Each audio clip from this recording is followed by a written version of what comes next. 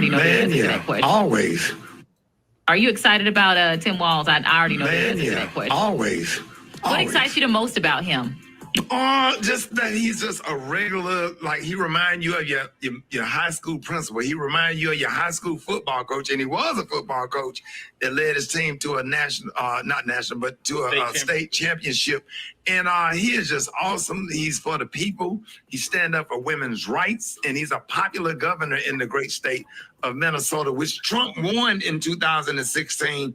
That state was picked off by Joe Biden, and I think we'll definitely get his state and the state of Pennsylvania as well. Either one of those governors would have been a great choice for Kamala Harris. I'm just sick of the black people on the internet talking about I'm not with her. Okay, so if you're not with her, that means you with Trump. And y'all need to block every last one of their asses on Facebook and on Instagram and social media and stop. Like that's just garbage.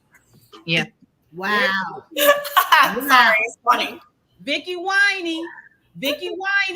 Shelly, what's your response there? Wow. Well, look, yes, I am for Trump, Ricky. You can, whatever you want, block him or whatever. But you know what? When I was watching that, let me tell you what just came to my mind. He just disproved the argument for most black people that they are focused on race, because this is a white man. If race was important to black people like they claim it is, this wouldn't matter. Tim Walz would not be at the top of the list, and Kamala Harris wouldn't either. This is why I say, or at least one of the reasons why I say that leftism is a religion.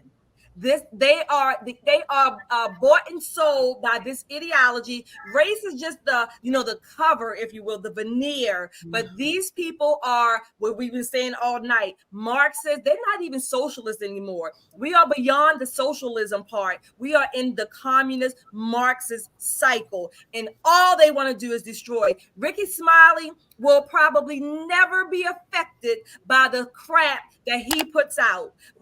Other black people will, that are following him, mindlessly. Like he's can't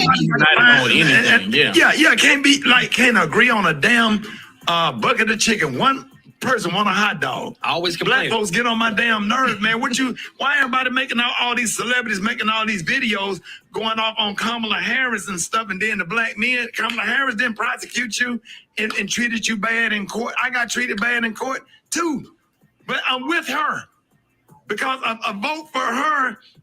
If you sit at home and you don't support her, you are definitely supporting Donald Trump. You can vote for who you want to, but don't be trying to encourage other people and sit up there and put bad stuff. Where's that same energy for Donald Trump? Yeah. Well, you know what I'm saying? I'm just like, don't vote for him. It is what it is. Y'all not even out here doing real research to look at her record. If you do the research or whatever, stop believing everything you read and do real research, you can see what a record is. You can see what she have done. I think you can Google what have Kamala Harris done for the black community, or things that black people benefit from a lot. We need to stand with her. Yeah. Oh my God. Hi, caramba. Look. Please. Tyrone, where are they going to look? This great value Sambo is what Malcolm X warned us about. Okay, this is what Malcolm X warned us about. These comedians, athletes, okay, deigning to direct the way in which black people define their political destiny. All right, nothing he said made sense. Absolutely nothing. I've never paid any attention to him. I understand he dresses up like an old woman for some shtick that he does. Maybe we've got, life imitating art, because I used to give a pass to folk who experienced like the pre-civil rights legislation. I used to give them a pass, but it's gotten crazy, and where they're actually now doing things that are detrimental, especially politically, to the black community. So no longer do I give anyone a pass, okay? There are no more segregated water fountains. Somebody in the comments, when I said we don't recognize when we've won, somebody in the comments said I haven't won a damn thing. Look, what you have won is the ability to go out and stake your claim, okay? And not to mention, you might want to read Black Fortunes, because there were plenty of slaves former slaves who became millionaires. So what excuse we've ever had in this modern era, I'll never know. But we've won the right to have an equal playing field. I'm so sick of hearing about, oh, the white man is keeping me down and white privilege. If these white people had privilege, the poorest county in America would not be predominantly white. Thank you. Right.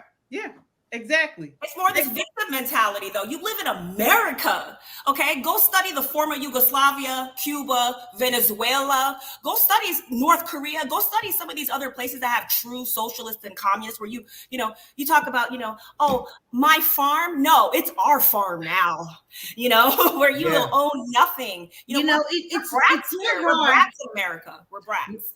What he said, right?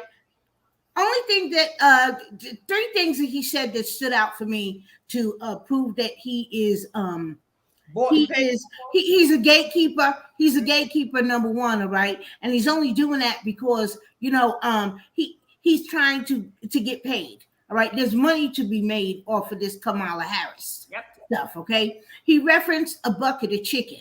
Right, all right. That's directly a derogatory statement towards Black people. Yeah. Right. Number two, he said, these Black people. All right. That's another derogatory statement.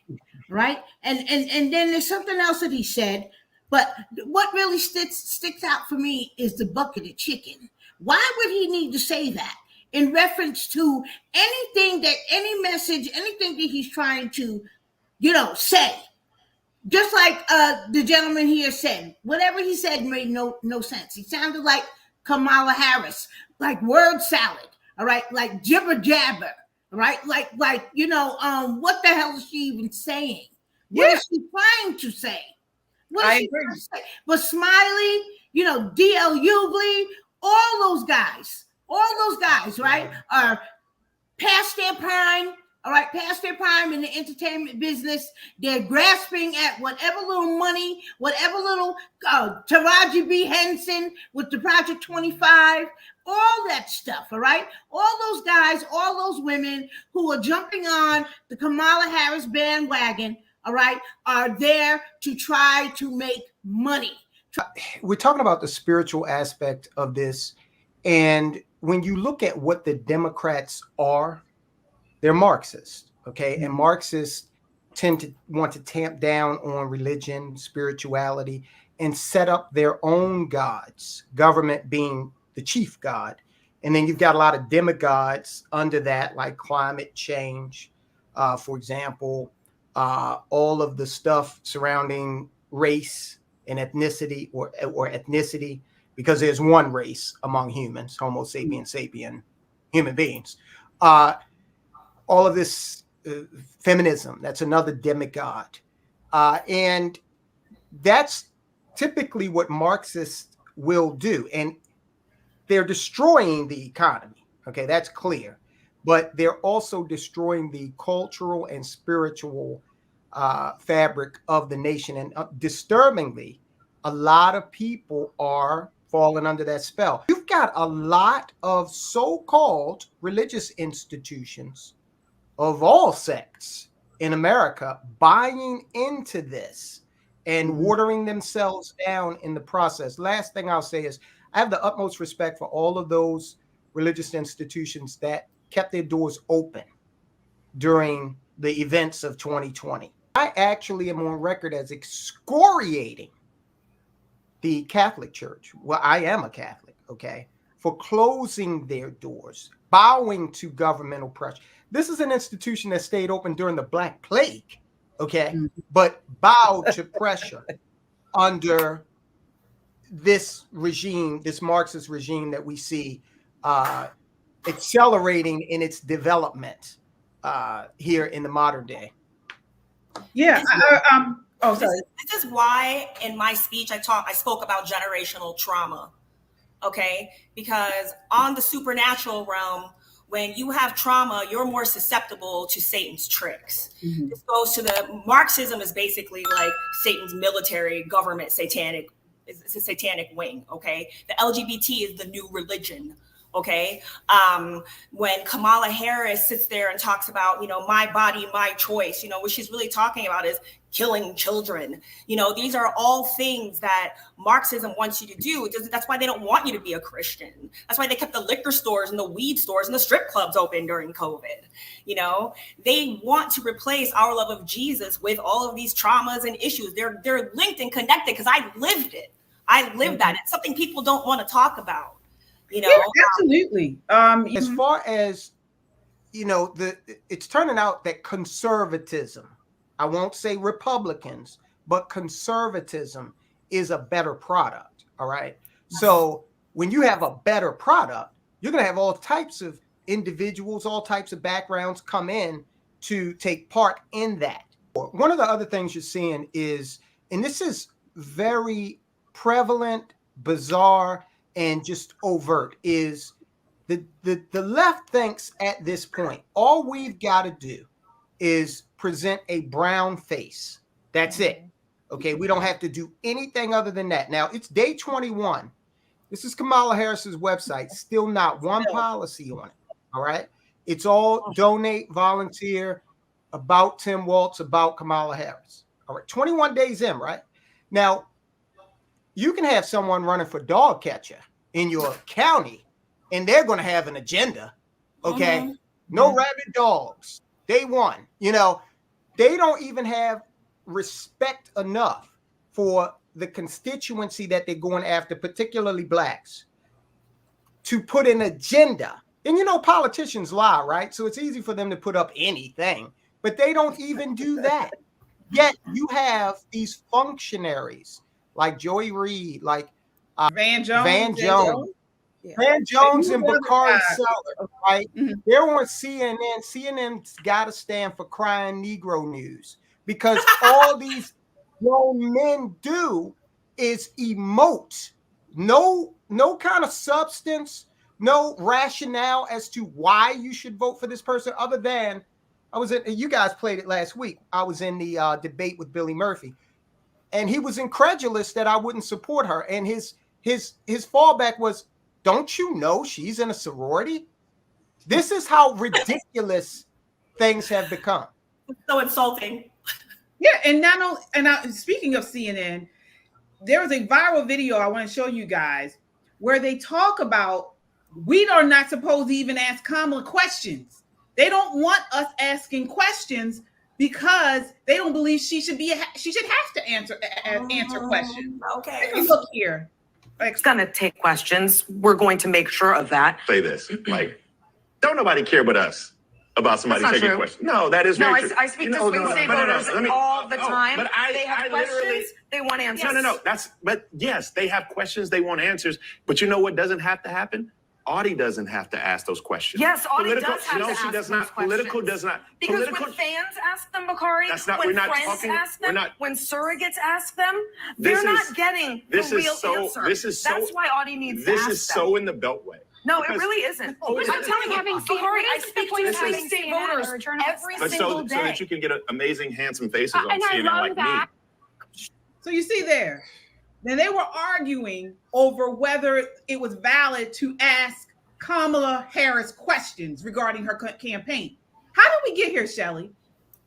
Well, we got here. I'm going to say one reason is that, like that pastor said in the beginning, we are obsessed with race, particularly a lot of black people. What I say most black people, white people don't give a damn about you individually like that. There may be some, but just like there's some black people who just don't care about white people. By and large, live your life. We are so obsessed with somebody who looks like me or doesn't look like me, but we take almost zero goose eggs like Kamala's site. We take almost zero time to really look into what it is these people are putting forth, white, black, blue, or brown. But in this case, Kamala Harris and Tim Walz, I call them Thriller and Killer.